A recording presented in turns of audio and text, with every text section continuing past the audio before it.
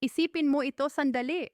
Paano kung sa susunod na pensyon mo may dagdag na 3,000 buwan-buwan na biglang pumasok sa account mo? Walang abiso, walang pila, walang kahirap-hirap.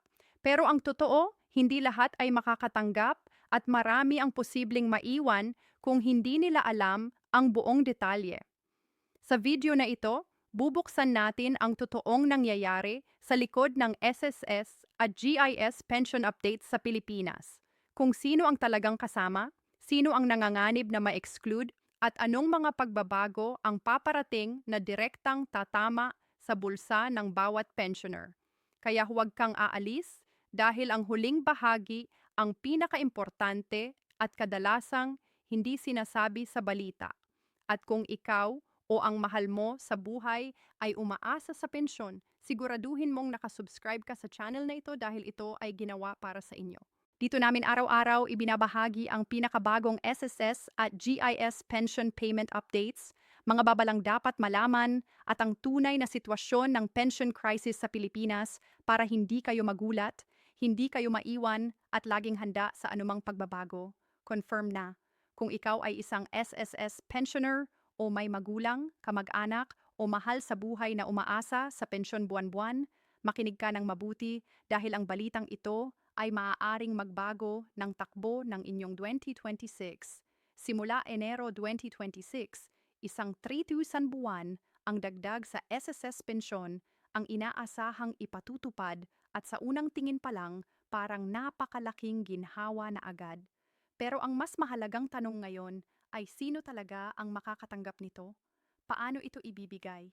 At may mga kondisyon ba na kailangang malaman bago tuluyang umasa? Maraming pensioner ang matagal nang naghihintay ng ganitong klasing balita dahil sa patuloy na pagtaas ng presyo ng bilihin, kuryente, gamot at pagkain. At para sa marami, ang kasalukuyang pensyon ay halos hindi na sapat para sa pangaraw-araw na pangangailangan.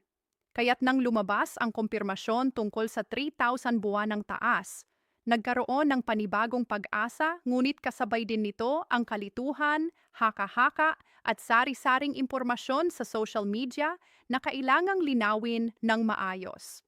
Ang planong dagdag ay bahagi ng mas malawak na hakbang ng pamahalaan at ng Social Security System upang tugunan ang matagal ng panawagan ng mga pensioner na makasabay ang kanilang kita sa tunay na gastos ng pamumuhay, lalo na para sa mga senior citizen na wala ng ibang pinagkukunan ng kita bukod sa kanilang pensyon. At ayon sa mga inilalabas na detalye, ang 3,000 ay hindi simpleng one-time ayuda, kundi isang regular na buwanang ng dagdag na isasama sa base pension. Ibig sabihin ay tuloy-tuloy itong matatanggap hanggat kwalipikado ang pensioner. Ngunit hindi lahat ay automatikong makakatanggap at dito nagiging kritikal ang pag-unawa sa mga patakaran dahil ang pangunahing target ng dagdag na ito ay ang mga low to middle income pensioners. Partikular yaong matagal nang tumatanggap ng mababang buwanang pensyon na halos hindi na sapat sa kasalukuyang antas ng inflation. At may mga indikasyon na uunahin ang mga pensioner na may mas mababang credited years of service at mas mababang average monthly salary credit upang masigurong ang tulong ay mapupunta sa mga tunay na nangangailangan. Mayroon ding usapin kung paano ito ipatutupad para sa iba't ibang uri ng pensioner tulad ng retirement pensioners, disability pensioners, at survivor pensioners. Dahil bagamt pare-pareho silang saklaw ng SSS, may kanya-kanya silang batayan sa pagtanggap ng benepisyo at ayon sa mga inilalabas na paliwanag, layunin ng SSS na gawing mas inklusibo ang dagdag na ito hanggat maaari, subalit kailangang balansahin ito sa kakayahan ng pondo upang manatiling matatag ang sistema sa pangmatagalan. Isa sa mga madalas itanong ng mga pensioner ay kung kailangan pa bang mag-apply o mag-file ng kahit anong dokumento para makatanggap ng 3,000 na dagdag. At sa ngayon, ang lumalabas na direksyon ay automatiko itong ipapasok sa account ng mga kwalipikadong pensioner katulad ng regular na buwanang pensyon. Basta't updated ang kanilang records at walang problema sa kanilang SSS account, kaya't napakahalaga na siguraduhing tama ang personal information. bank details at status sa maiwasan ang pagkaantala o pagkawala ng benepisyo. Hindi rin mawawala ang tanong kung kailan eksaktong mararamdaman ang dagdag. At bagam sinasabi na simula Enero 2026 ito ipatutupad, may posibilidad na ang aktwal na pag-credit ay gawin sa mga unang buwan ng taon depende sa schedule ng payout. At sa ilang kaso, maaaring may retroactive adjustment kung sakaling may kaunting delay sa implementasyon. Kaya't pinapayuhan ang mga pensioner na maging alerto at regular na mag-check ng kanilang pension statement. Mahalaga ring linawin na ang 3,000 na dagdag ay hiwalay pa sa iba pang benepisyo na maaaring matanggap ng isang pensioner tulad ng 13th month pension, medical benefits at iba pang special assistance na maaaring ilunsad ng pamahalaan. Kaya't hindi ito kapalit, kundi dagdag lamang. Isang hakbang na kinikilala ang malaking kontribusyon ng mga manggagawang Pilipino na naghulog sa SSS sa loob ng maraming taon. Gayunpaman, may mga nagsasabi ring dapat maging maingat at huwag agad maniwala sa lahat ng kumakalat na balita online dahil may ilang impormasyon na pinalalabas na lahat ng pensioner ay siguradong makakatanggap ng 3,000 kahit walang kondisyon. Na hindi ganap na totoo, kaya't napakahalaga na umasa lamang sa opisyal na anunsyo at malinaw na guidelines mula sa SSS upang maiwasan ang maling inaasahan at pagkadismaya.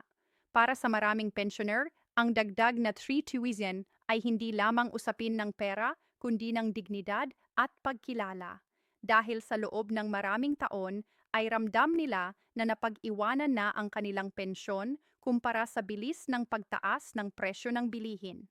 At kahit hindi nito lubusang masusolusyunan ang lahat ng problema sa gastusin, malaking tulong na ito para sa pambili ng gamot, dagdag na pagkain, o kahit kaunting ipon para sa mga emergency.